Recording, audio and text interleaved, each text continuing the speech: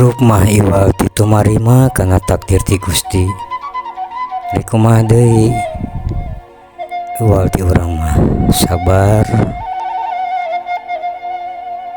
ikhtiar, bersyukur, tawakal ka Allah anu maha luhur. Ulah sieun teh dirizkian, rezeki mah ku Allah pantos ditangtukeun, asal urang karasa ikhtiarna tawakal ka Allah.